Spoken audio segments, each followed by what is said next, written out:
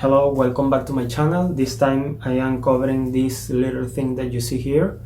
It's this little thing is a 24 input trigger module. That means that this doesn't generate sounds by itself, but instead it gets the signals from the trigger or from the pads, process them inside the microcontroller here, and sends the information in MIDI format through the USB to the computer, so you can use whatever drum software you want, like Superior Drummer, Easy Drummer, whatever you want.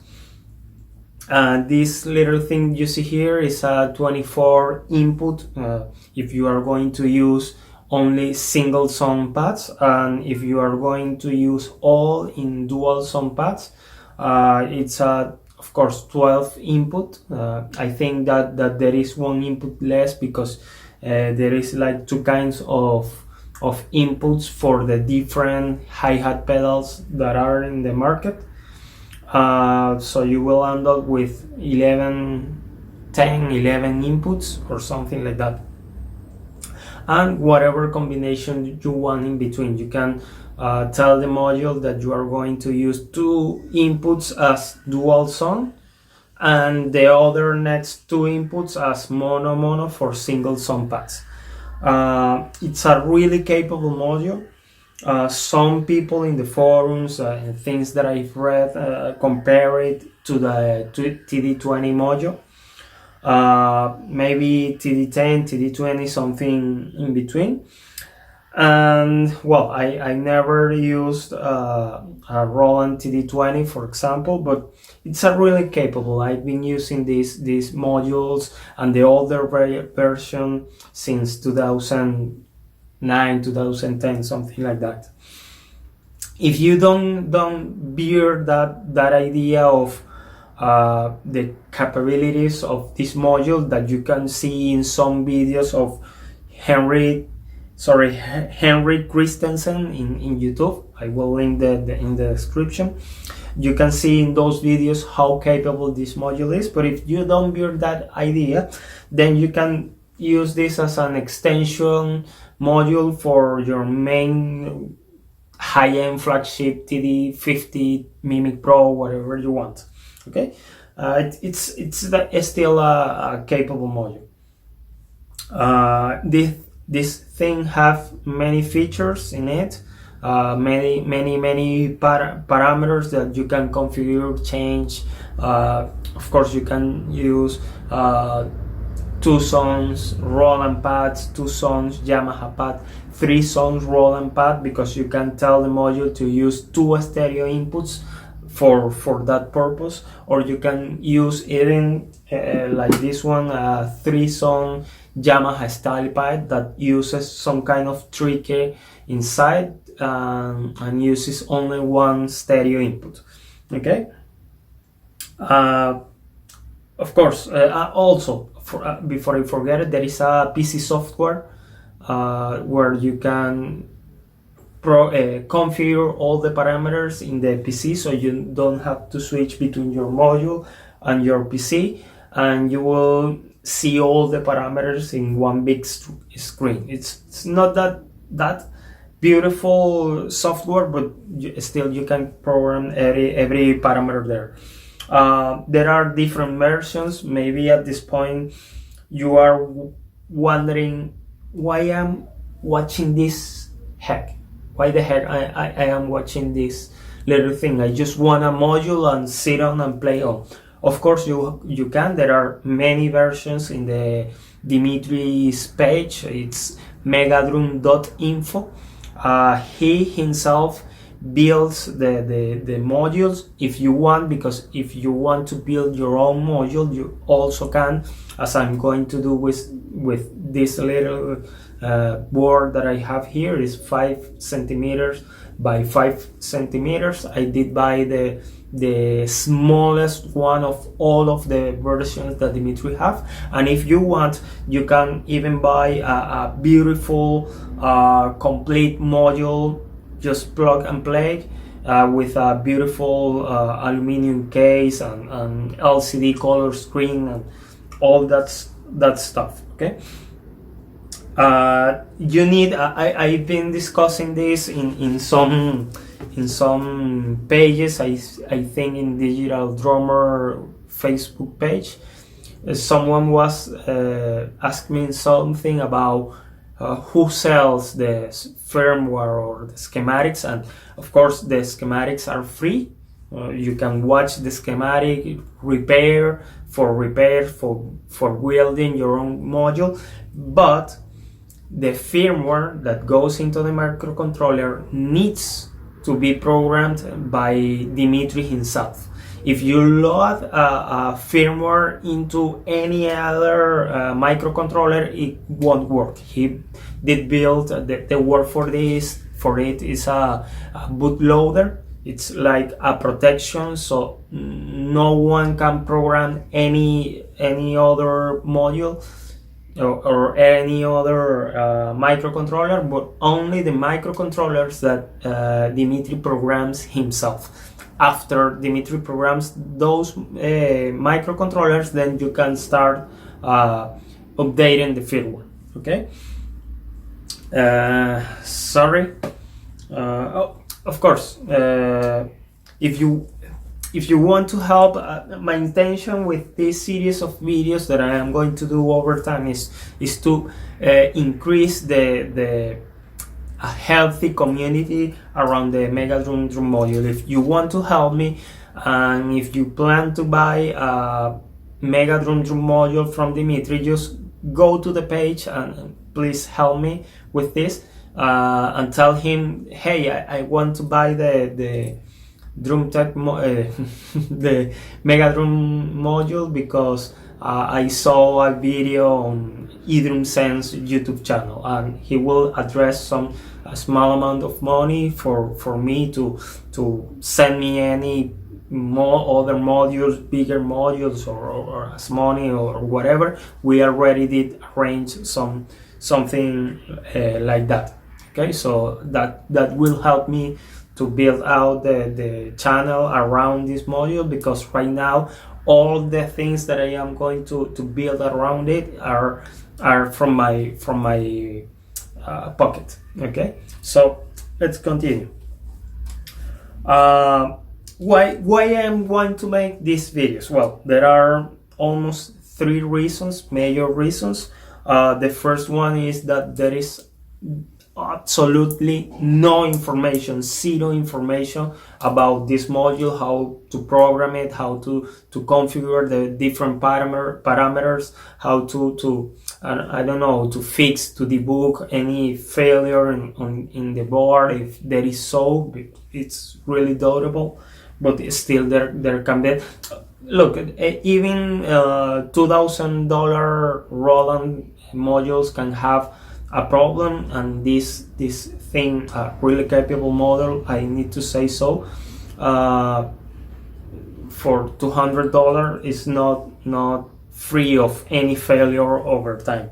So that's why I want to build a healthy community around this module.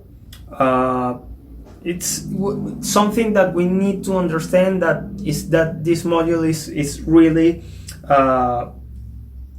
really capable, but really complicated. Okay, the parameters, the many parameters that are built inside are in kind of a balance, and that occurs in Roland, Yamaha, Mimi Pro, whatever module you are going to use.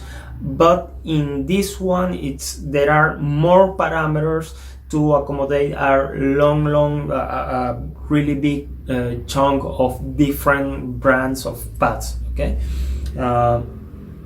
and you will over time in this series of videos understand that there is no reason to crank certain parameters beyond certain values, because that would lead to a problem not in the module but actually in your pads. Okay, keep in mind that despite that these have like a gazillion parameters built in that you can crank and tweak, it is not, this module doesn't make miracles, okay? And I did understand that in the hard way. And it's like any flagship drum module that is out there. If you have an actual problem in your pads, no module on the flat earth is going to fix that, okay? So keep that in mind. And well, these days you don't learn anything on reading forums, because of course you can find the manuals over the Dimitri's page, the forum, etc., and other forums covering it up. But it's kind of hard to make a whole picture of all the parameters and how they interact between each other. Okay, and these days you learn things over YouTube. Even more if you don't want to spend like 1 or 2 months learning all the nitty-gritty of the module. Okay, you want just to sit down, get a Roland or a Yamaha pad and configure it in the fastest way you can. And for that reason, or for that purpose, YouTube is really good, and I want to encourage and promote that. Okay. Another big reason for me to covering this specific module is that you have these amazing channels. Okay, you have dedicated 100% channels to different aspects of electronic drums, and there is no reason for me to go cover any of those things. And thankfully for me, I know this module for many years, and I really know that there is people wanting to do something around this module, even people that have the module and doesn't get it to work in the way they want. Okay, and for some reason I have a course that I overcomplicate things. Amazing overcomplicated simple things. Okay, and these people is really good at presenting normal things that you go day to day as a drummer, and giving you a perspective of a different perspective of that. Okay, so there is no reason for me to do that. Fortunately for me, I have also this blessing of presenting overcomplicated things in an easy manner, and that is my objective doing these videos. Okay, also as a final point, I want to make a love letter to one of the responsibles of all the electronics knowledge I have right now. Okay. I did start all this electronic drum thing because at some point I really wanted to play drums. Okay, I did learn over chairs or things like that, and I really wanted to have a drum, an acoustic drum, but I couldn't afford it. I didn't have the space, I didn't have the money, I didn't have even a proper roof. My roof was asbestos. And well, I didn't have even the support of my family to do that. So I kept this idea of, there must be something that allows me to play in some surface and send those signals to the PC in some way and process that through some software. Okay, I had this really rough idea. I knew about electronic drums, but I never knew how they worked. They were way more expensive than a cheap acoustic drum, so there was no reason for me to look over that. But it was kind of inspiration for me. Okay, so what I did was start to learning more about programming. I did made a really rough version to play single shot drum sounds in the computer with the computer keyboard. Okay, the second stage that I went through was to modify that computer keyboard and get some switches out of it and put them into buckets, little buckets with two plates making the contact. That was the worst idea that I ever had in my life. Well, I had worst ideas, but this was this was horrible.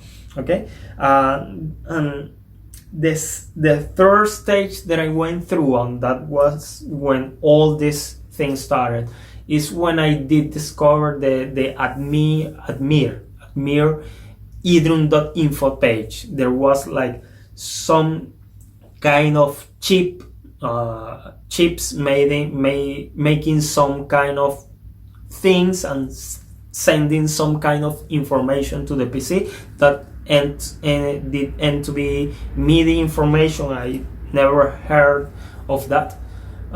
So I did start to learn, because in that page that he only put the schematics and the firmware. That it is. You need to learn how to program it. You need to learn how to build your own PCB, which I did, and that gave me the electronic knowledge that I have right now in software, in programming, microcontrollers, etc.